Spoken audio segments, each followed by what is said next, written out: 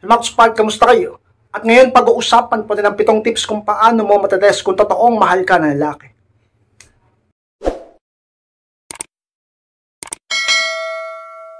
At kung handa na po kayong lahat, maharap po tayo at muli, be inspired.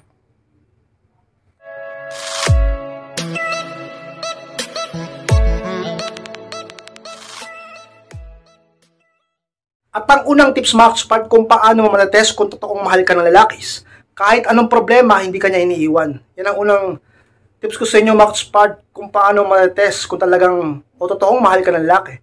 Kahit anong problema, hindi ka niya iniiwan. Alam nyo, Max Park, yan talaga ang pinaka number 1 sa lahat. Kaya inuna ko yan. Alam nyo, kasi marami dyan. Okay lang talaga kapag ka maginhawa eh. Okay lang kapag walang problema. Pero pag may problema na, doon malalaman, doon masusubok, doon makikita, doon matetest kung hanggang saan ang pag-ibig na sinasabi niya sa'yo. Kung hanggang saan ang pagmamahal na pinaparamdam niya sa'yo. Kung kaya niya pa bang ipagpatuloy ang pangako niya sa'yo at ang sumpaan niyo? Sa gitna ng pagsubok, sa gitna ng matinding problema, iiwan ka ba niya o hindi? Kapag ang isang lalaki ka-inspired ay iniwan ka o pinabayaan ka sa gitna ng problema mo, ang ibig sabihin lang yan ka-inspired, bagsak siya sa test, sa pagsubok. Ibig sabihin, hindi ka niya lubusang mahal o hindi siya ganun kaseryoso sa'yo, hindi siya ganun katapat sa'yo. Pero pag ang isang lalaki ka-inspired, kahit anong problema pa yan, hindi ka niya iiwan. Yan ang tunay na nagmamahal at yun ang tunay na pag-ibig. At pasado ang ganung klaseng lalaki ka-inspired na kahit na ano pa bang pagdaanan mo, andyan siya para sa'yo. At ang pag-ibig na pinaparamdam niya hanggang ngayon, pinaparamdam niya sa'yo. Sa gitna ng problemang dinaranas mo, andyan siya para sa'yo. Sa mga tagamang tips ko sa inyo, upang malaman mo na ang lalaking yan ay totoong mahal ka. Pangalawang tips, Max Park, kung paano matetest kung totoong mahal ka ng lalaki. Tignan at obserbahan mo ang mga effort niya. Pangalawa, ka-inspired. Yan ang pangalawa, ka-inspired. Sa listahan na ito, kung paano malalaman kung lalaking yan ay totoong mahal ka. Ang mga effort niya. Diba, kailangan mo tignan yan, kailangan mo obserbahan yan. Kapag ang lalaki magaling lang sa umpisa, nag-e-effort lang, naghihirap lang para sa'yo sa umpisa. Pero sa katagalan, kapag nakuha ng gusto sa'yo, o sabihin nating marami na kayong pinagdaan o matagal na kayo, eh nagbabago. Nababawasan o nawawala ng effort niya sa'yo. Ano, hanggang umpisa lang? Ganun ba ang tunay na pagmamahal? Diba? Kaya tingnan mo yung effort niya. Obserbahan mo. Huwag ka kasing maniwala lang sa puro salita o puro sa pangako. At huwag ka ding sabihin nating magpumilit sa isang sitwasyon o paniniwala na matagal na kasi kayo kaya ang hirap nang kumawala. Eh kung hindi na nag-e-effort yan, paano na yun? Sabi na baka inspired, di ko kayang iwan kasi ang tagal na namin eh. Di ko kayang iwan kasi marami na kami pinagdaanan. Kasi mahal ko siya. Eh ikaw, mahal ka pa ba niya? Nag-e-effort pa ba sa'yo? Kung ang sagot mo ay oo, eh pasado siya sa test. Ibig sabihin, totoong mahal ka niya. Hindi nagbabago ka-inspired ang effort ng isang lalaking tunay na nagmamahal sa'yo. Pero pag yan nagbago, tinigil niya ang pag-e-effort na sa'yo, wala nang ganang mag-effort sa'yo.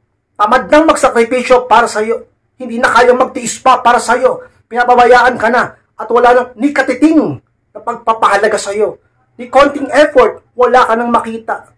Gustuhin mo mang obserbahan, wala na siyang ginagawa. Ka-inspired. Mag-isip-isip ka na pagkaganyan. Pero pag ang siyang lalaki, sa mga tips ko sa inyo upang masabi mong totoong mahal ka niya, ay talaga namang ka-inspired namang effort niya, ay nandiyan, naninindigan, hindi nagbabago, hindi pa iba-iba, at patuloy na pinaparamdam at pinapakita sa'yo, ka-inspired.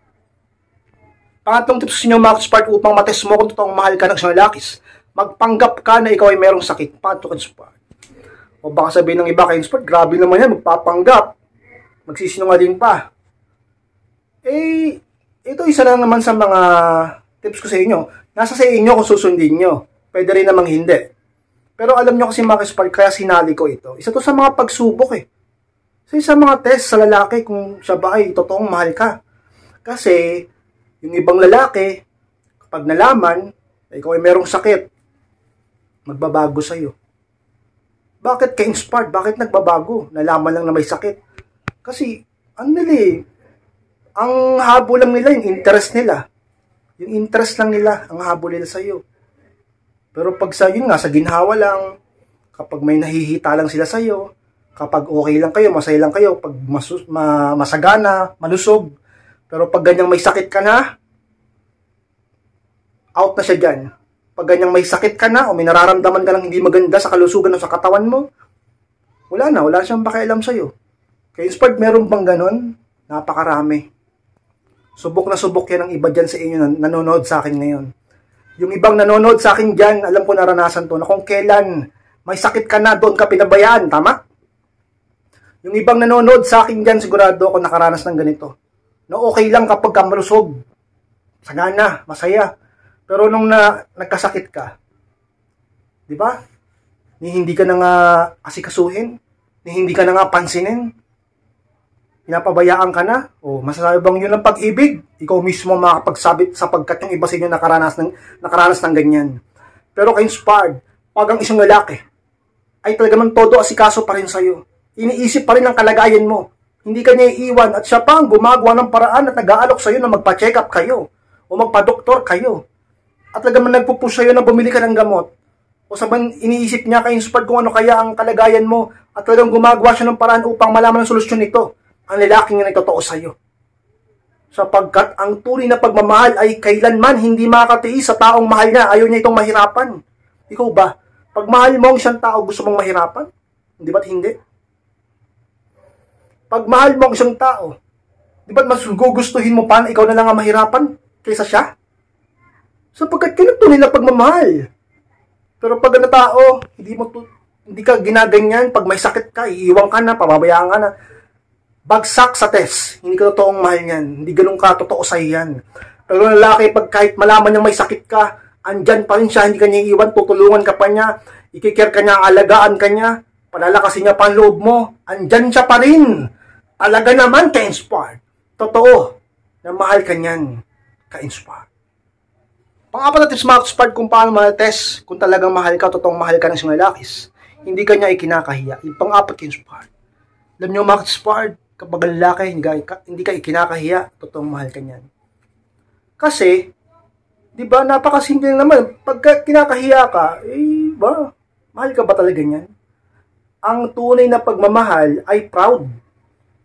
Ganun ba yung ka-inspired? Proud? Oo, pagsisigawan pa nga sa buong mundo eh. Ipopost ka pa nga sa social media eh. Palagi ka pa nga minabide eh. Ipinagkakalat pa niya sa kamag-anak at pamilya niya. Ipinagyayabang ka pa sa mga kaibigan niya. Laman ka palagi ka-inspired ng gallery niya. Wallpaper ka pa niya sa cellphone niya. Kung minsan ginagawa niya pang profile picture ang, di ba, ang picture mo, cover photo niya, kayong dalawa. Di ba? Kapag may nakakita sa kanya, girlfriend ko, asawa ko, partner ko, babaeng mahal ko. Pero pag lalaking yan kinakahiya ka, piling mo, tinatago ka, ayaw kang ipakilala sa pamilya niya, ayaw kang ipagmalaki sa mga kaibigan niya, at gusto niya privado lang ang inyong relasyon ay mag-isip ka na. Talaga naman, ka-inspired bang tinatago niya? Ano bang ikinakahiya niya? Meron pa ba siyang iba bukod sa'yo?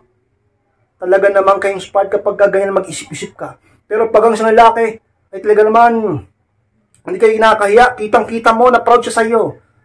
Pasado sa test yan. Totoong mahal ka niya, ka-inspired. Pang-limang tips, mga ka-inspired, kung paano ma-test kung totoong mahal ka ng isang lalakis. Pag kunwari kang buntis, yung panlima ka-inspired. Isa na naman yan, kanina magkunwaring may sakit. Magkunwaring buntis. Nasa sa'yo kung susundin mo pa rin. Ito lang naman yung mga paraan. Kasi nga, itetest natin, di ba? Susubukin mo. Di ba? Susubukin mo para malaman mo kung totoong mahal ka niya. Kasi syempre, pag lalaki, kung talagang mahal ka, pag sinabi mong buntis ka, magiging masaya yan. Hindi ka iiwan, alagaan ka, magiging proud sa sarili niya, sa inyo. Pero pag sinabi mong buntis ka at yung lalaki, talaga namang parang gusto lang kumawala eh. Gusto lang lumabas ng mundo at lamunin ng lupa at magtago, magsip-isip ka na. Nalaman lang na buntis ka eh. Gusto na kagad tumakbo, palayo. Gusto na mag-teleport, parang si Goku. Pero pag nalamang buntis ka, syempre nandun yung magugulat siya, matutulala siya. Pero sa pagdaan ng oras, sasabihin niya sa iyo, huwag kang mag-alala, hindi kita pababayaan. Huwag kang mag-alala, andito ako. Hindi ko kayo pabayaan na magiging anak natin. Alagaan natin yan. Papalakihin natin yan. Mamahalin ko kayo. Maging isang pamilya tayo. Pag ganyan sinabi niya, totoong mahal ka niyan. Pasado sa test yan. Pero pag isang lalaki, sinabi mong buntis ka, tapos, ang sinabi niya baka hindi akin yan. Baka sa ex mo yan. Baka sa ibang lalaki yan. Paano ka nabuntis? Ganyan-ganyan. Di ba hirap na hirap tayong makabuo? Paano ka nabuntis? Siguro. Di ba? Hindi ko pa kaya. Yung iba pa, nag-iisip pa ng masama. Gusto mong ipalaglag. Diba katarantaduhan? Kawalang hiyaan? Wala namang kasalanan yung bata. May balik yan sa inyo. May balik yan. Masama yan. Okay, ganyan. Kayo, nabuhay kayo sa mundong ito. Tapos yung bata, di nyo hayaang mabuhay. Forget. Pagdating sa sarap, tumitirik pa yung mata nyo.